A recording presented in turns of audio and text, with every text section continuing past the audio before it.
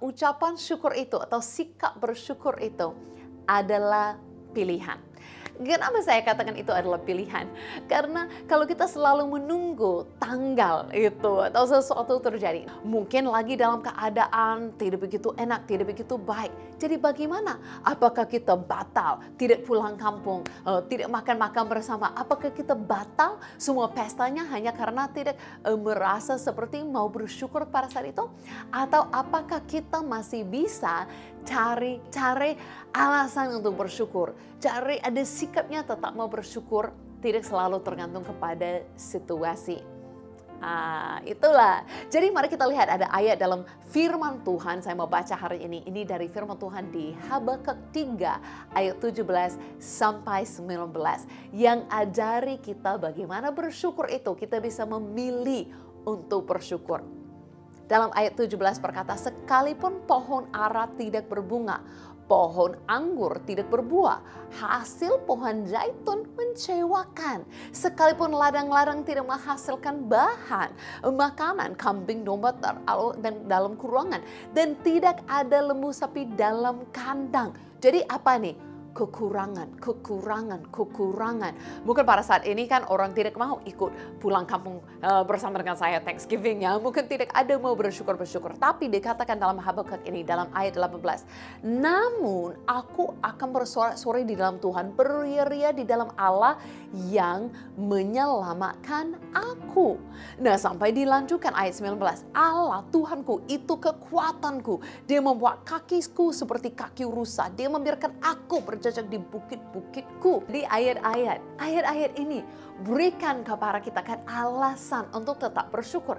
Sekalipun pada saat itu situasinya kekurangan. Semuanya yang biasanya mungkin buat kita bersuka cita, lagi kaya, lagi ada masuk, lagi ada ini tuh. Tapi pada saat ini Habakuk berkata semua kekurangan tetapi tetap akan beria-ria. Dalam apa? Dalam Allah yang menyelamatkan aku sampai memberikan lebih daripada itu. Bukan saja ada keselamatan, tapi Allah itu yang buat aku kuat. Dialah sumber kekuatanku. Jadi mengingatkan kita selalu ada alasan untuk bersyukur. Selalu bisa dicari. Kadang-kadang kita lihat kepada saat ini, perasaan, keadaan saat ini.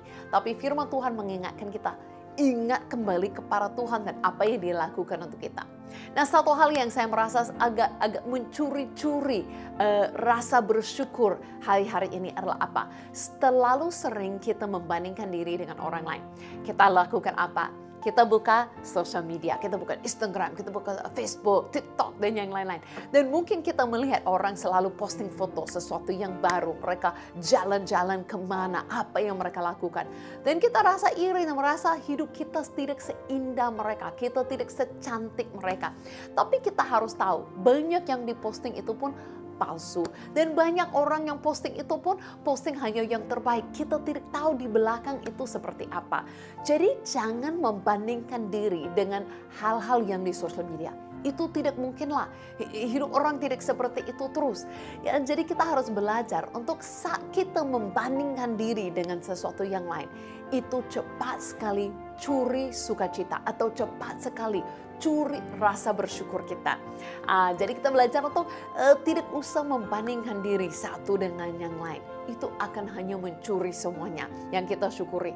Tapi kalau kita stop dan berpikir semuanya yang kita miliki saat ini, kita bisa rasa itu bersyukur itu mulai timbul kembali dengan kita pikir tentang kebaikan Tuhan. Dan paling tidak, kalau tidak ada merasa apa-apa untuk syukuri dalam tahun ini, bisa berhenti dan bisa mengingatkan bahwa Tuhan menyelamatkan kita. Itu artinya Tuhan sudah mengampuni dosa kita. Tuhan sudah berikan hidup kekal bagi kita. Tuhan sudah buktikan kasih-Nya bagi kita. Jadi ada ribu-ribu alasan untuk kita ingat kebaikan Tuhan sudah terbukti dalam kehidupan kita.